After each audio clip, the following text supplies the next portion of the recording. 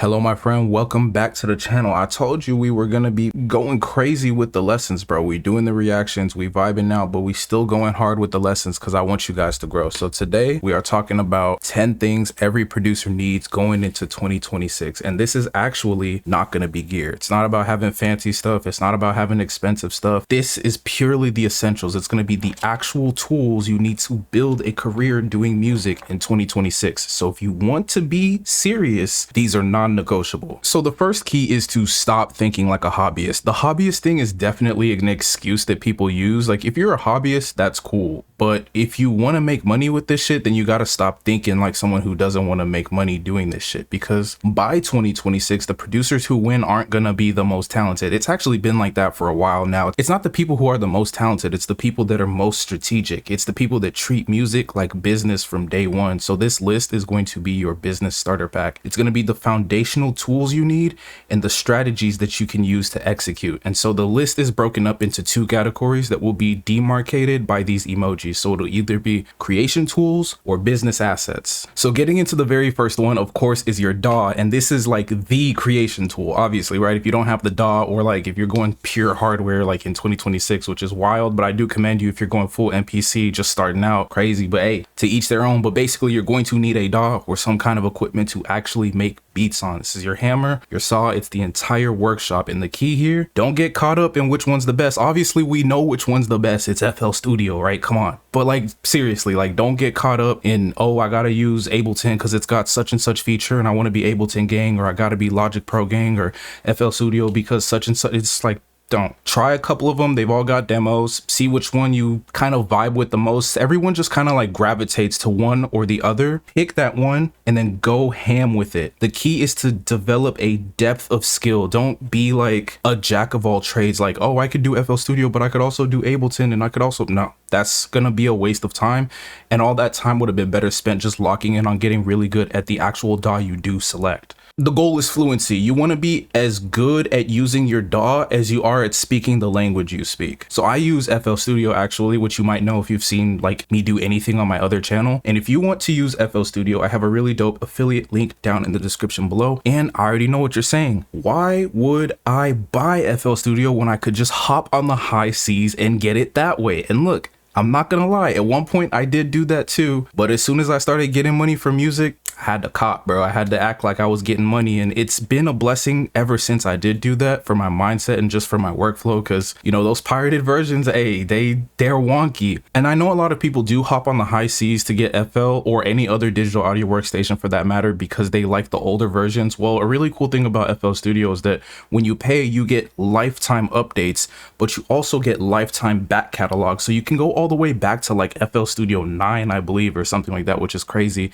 as long as you're a purchasing member. So I might actually do that one of these days just to check out like the old school like 11 and 10 because I kind of miss those low key. I'd like to do a video on those on my first channel actually, but I really like FL Studio. If you want to try it, there's an affiliate link down in the description below. No pressure. Get a DAW, use it, get good at it, blah, blah, blah. Number two is going to be a capable laptop. Now I have a it's over $3,000. I have a $3,000 MacBook Pro, like M2 silicon chip, all that fancy shit. You do not need that to start, bro, at all. The only thing you need is a reliable machine that's not going to crash. So reliable is literally just 4 gigs of RAM. If it's got 4 gigs of RAM, it's going to be able to do everything you need it to do. And then it's got to have, you know, ideally at least 128 gigabytes of storage on HDD or SDD or SSD, right? So solid state drive is the more modern version of storage within computers. But if you do get an HDD, you're probably using a computer that's a lot more affordable because those are usually in budget devices or older computers. So that's fine too. But the key is that you need at least that much storage for your digital audio workstation to run effectively and for you to be able to store the actual software and a couple of other things you're going to need like VSTs and maybe a few files before you get like an external hard drive or something like that. So again, this is just the bare minimum. And then the more power your computer does have, the better. But again, you could start out really cost effective. Like I'm saying, a 4 gig RAM laptop with a 128 gigabyte HDD, bro, that's like a couple $100 max. So it's very affordable. And there's basically no excuse not to get a laptop or a computer, like an actual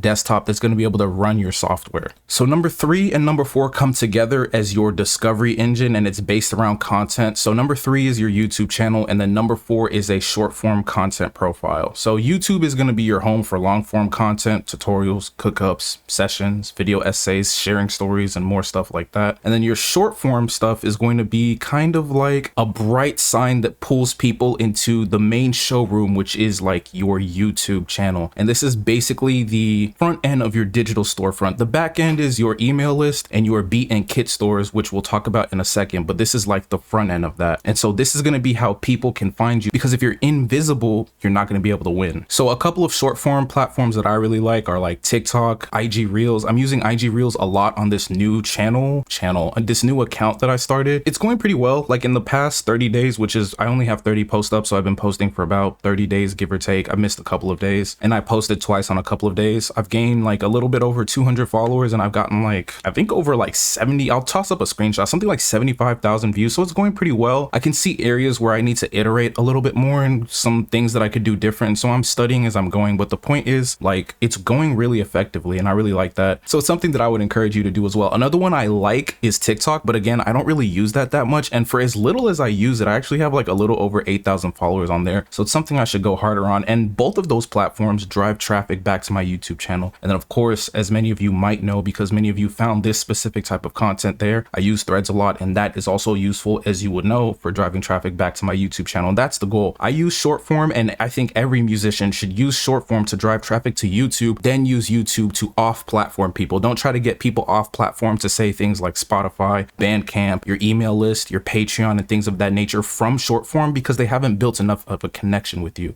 You haven't provided them with enough value. You haven't shown them enough of who you are, and you haven't built enough rapport to get them from a short form platform off-site to something where you really want to have them consume your art. So YouTube is kind of that perfect middleman, because the long form content allows you to do all of those things: build rapport, provide value, and build a deeper connection. So like we were just talking about, number 5 and number 6 make up your sales engine, and this is all about ownership. So number 5 is your email list, and number 6 is a good beat store and a good kit store. And those usually come together if you are not designing it on your own website. So things like TrackTrain, Airbit, and BeatStars are going to allow you to sell kits as well as sell beats on the same platform. So your email list is your audience. Algorithms are going to change on social media. Hey, YouTube be changing that mug every day. Instagram, they go from letting you access 20% of your audience to 1% at the drop of a dime. You never know. TikTok, bro, nobody knows what's going on with the algorithm. So it is what it is. You want to take advantage of those things, but you can only control so much of what's going on, right? Your email list is so much different. And that's why I think it's so powerful to go from short form to that YouTube long form, and then offsite people mainly to your email list, and then use your email list to offsite people to everything else. Of course, you can still offsite people from YouTube to say your beat store, your kit store, your Spotify, your Bandcamp, and things of that nature.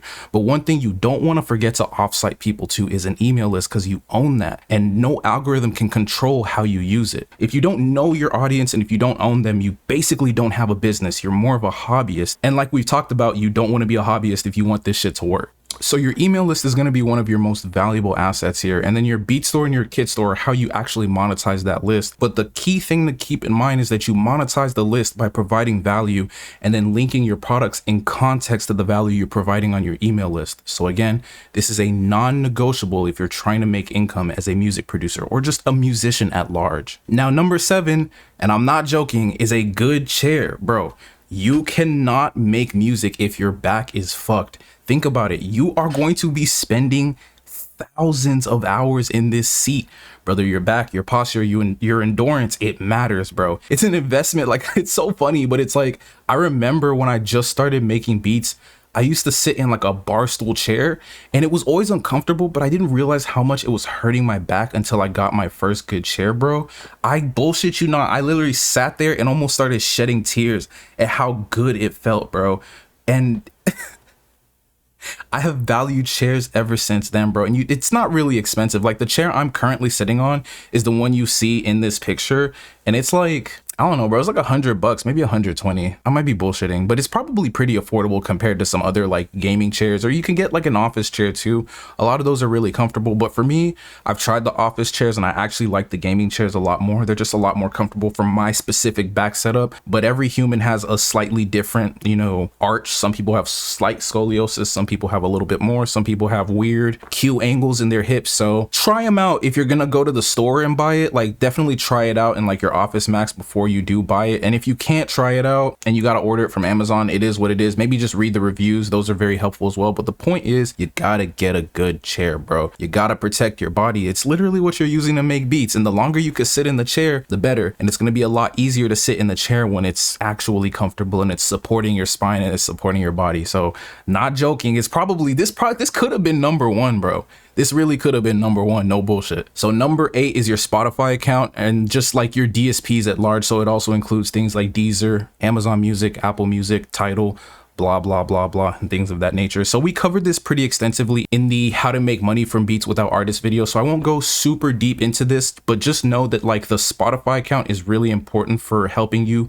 put together not only the release of your singles, but the release of beat tapes that you can use to productize your music in terms of syncing them through libraries and agents, building kits off of those projects and things of that nature. So if that's a little bit of a fuzzy thing to you because you haven't checked out that video, definitely check it out. I dropped pure sauce in that video, and you definitely need to watch it if you're a music producer who wants to make money from beats and you don't want to depend on artists, because the entire point of that video was to free producers, music producers, record producers from the dependency on the artist, because that's a thing, as we said in that video, that is the biggest leak in a producer's income. So definitely check that out. I highly recommend it. It'll be linked below in the description. It probably appeared as an annotation while I was talking. Check it out. Number 9 and number 10 make up your residual income engine, and these are PROs and then your mechanical licensing claims. And so 9 is the PRO and then 10 is the MLC account, which is how you actually claim the mechanical licensing royalties. So a PRO is a performance rights organization, which just allows you to collect performance royalties from things like TV, clubs, radio, some streaming royalties. There's like 3 or 4 ways to collect streaming royalties. It's actually crazy. I still don't fully understand the breakdown, but I do know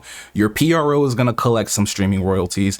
Then MLC is going to collect some streaming royalties, but then the actual distributor also pays out streaming royalties. So like DistroKid, TuneCore, CD Baby, United Masters, or whatever you decide to use, is actually going to pay you out some of those as well. So very important thing, you're going to want to sign up for all of those. Sound Exchange is also an important one as well, but you could kind of like not do that one or wait to do that one, even though it's free to do all of these. Like BMI and ASCAP also have free accounts. You're going to want to upgrade to the paid account when you get a chance, because there's just more features that help you get your money faster and get all of your money more effectively. But all the other ones are just 100% free, so there's no need to upgrade to a paid account for extra features. MLC is 100% free. Sound Exchange is 100% free. Your distributor where you actually distribute music is not free, so you're gonna have to pay DistroKid some amount of money, TuneCore some amount of money every year to like keep your music up and then to keep distributing. And then even if you have a publishing deal where they do that for you, they do the distribution for you as well, that's technically not free. They're always gonna take a percentage. All my publishing deals take a percentage, all my distro deals take a percentage, so that's technically not free either. But anyway, yes, then you're gonna wanna sign up for MLC, which is gonna collect your mechanical royalties from the US only, only in the US and only streaming in the US. So Spotify plays in the US, Apple plays in the US, things of that nature. That's actually a really important caveat because a lot of people don't know MLC only operates within the United States. And this is basically just free money that you're leaving on the table if you don't sign up with them. It's the only way you're going to be able to get this money, so you need to do it. This is where a lot of new producers and actually a lot of tenured producers fold on this. You would be surprised at how many of those dudes that are posting those platinum plaques don't have their publishing set up, bro. It's actually, I can't even laugh at it because I was like that at one point, but like, it's crazy. Like, it's really important. It's really important to have set up, to get comfortable with dealing with, because that's how you make money from your music. Outside of productizing your music as a brand, this is how you actually get paid from your music. And the better you get, the more it starts to stack, whether you're getting more songs done with artists, getting more syncs and things of that nature. It's going to be really important, especially like if you're working with sync libraries and agents.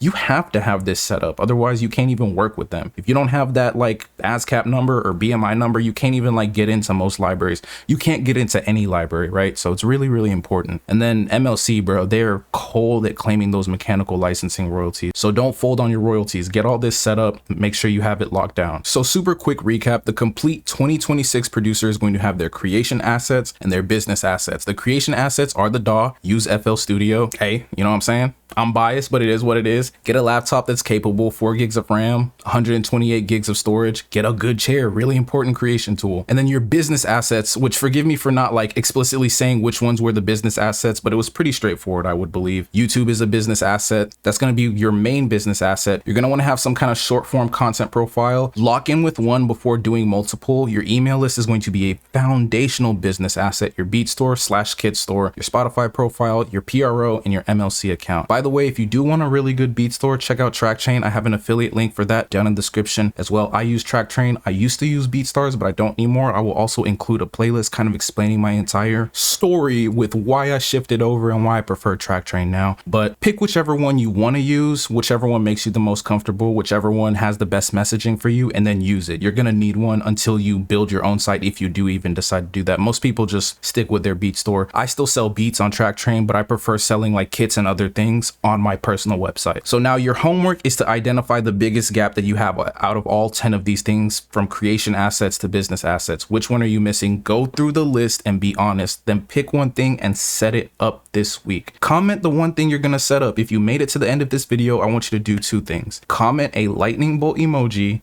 or comment the one thing you're going to be working on this week. And if you found this helpful, drop a like and subscribe for more, and I will see you in the next video. Peace.